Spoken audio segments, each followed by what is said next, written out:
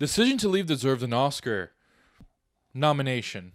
Hey there, cinephiles. Today I wanted to talk about a movie that even when I did my Oscar nomination reactions for this past year, I knew was missing from the international picture lineup, and I hadn't even seen it yet. Decision to Leave is my first Park Chan-Wook movie, and I've heard nothing but great things about his other movies like Handmaiden and Oldboy, and even with this one, this had such a huge fan base, and for as great as a year for movies as 2022 was, this ended up being on a lot of people's top 10 list. So I'm glad I finally had a chance to watch it. Now I can understand why so many people were livid that this wasn't nominated for any Oscar whatsoever this past year. A lot of people wanted it to win in the international feature lineup, and although I agree it should have been nominated, I do have another foreign film that I think should have won that. But I'll get into that later. This is a movie that blends so many genres almost seamlessly. It starts out as a detective film and evolves to this romance, but it's also this dark comedy. The tonal balance is off the walls. Park Chan-Wook's direction is passionate through the editing, story, and through its characters. The mountain and the sea represent Hae-jun and So-rae. For as opposite as they can be, it is their connection that drives this film forward with a fantastic tension.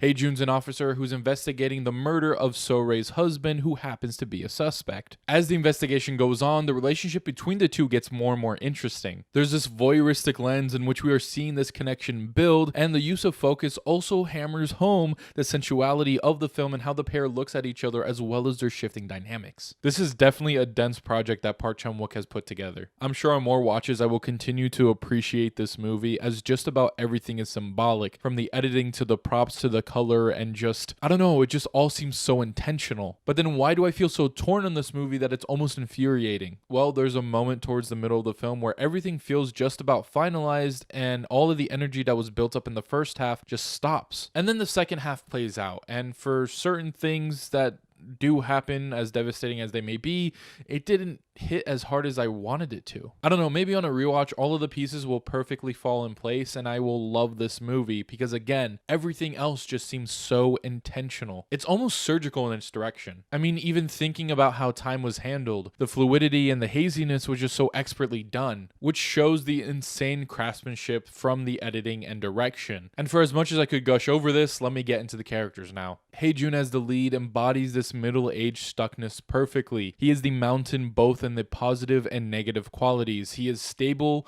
but he is stuck, at least until enough waves from the sea start to make the mountain crack. So-rae, embodying the good and bad qualities of the sea, ever-changing, never stopping, and vast. There's this energy from her never quite being satisfied, always flowing with her wants and needs, until she runs into the mountain. Then the moments of her wanting something that's actually there is present. And the movie knows what to focus on for these characters and their connection. Without giving away too much here, you see what the constant waves of disruption are doing to the status quo that Hae-jun had. Even his partner at the station knows that something's different. Speaking of which, Soo-won does steal every scene he's in, and I wish we just got a little bit more of him. But as for the main two, they knock it out of the park. You feel the yearning from both sides on behalf of each of the characters, and that is because of how well it is acted, and this is all despite the very overt style that is sometimes in your face. The subtlety that lies beneath the obvious is what grounds the film. It all blends together so well to put you under a trance. Just about everything along with the lead two sparks such wonderfulness that I can easily put this movie in my top 10 of 2022. Of course, once again, combined with the stellar direction and editing, it's really annoying how I feel about this movie. There are pieces to this that I would gladly call a masterpiece, and that first half of the movie alone, I'd gladly rewatch that right now. But the pacing after that just feels a bit wonky and therefore makes the ending feel a bit whiffed. But then I think about that ending, especially in a vacuum, and it's wonderful.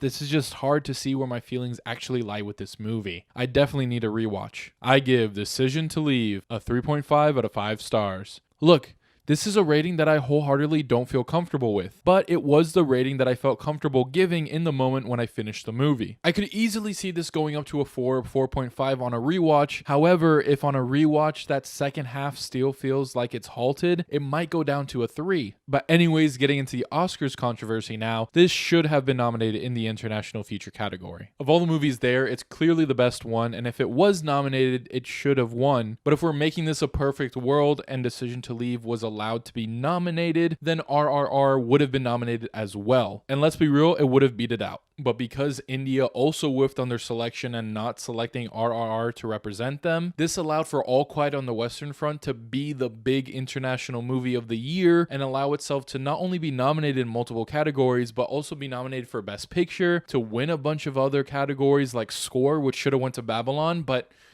I digress. Let me not get too off track, and let's get back to Decision to Leave. In the end, Decision to Leave was robbed of many Oscar nominations, not only from International Feature, but from Best Picture, Direction, Writing, and Editing. Now, having seen this movie, I completely understand the uproar on why this movie, for some reason, was completely shut out. I am baffled by this omission, and as I'm sure this will continue to grow to be a classic, more and more people will be upset by this. But anyways, those are my thoughts on Decision to Leave. Let me know your thoughts down in the comments below. Also, let me know your favorite Park Chan-Wook movie on our socials. As always, thank you guys for liking, commenting, and subscribing. Stay tuned for more Daily Films content, and I'll write you later.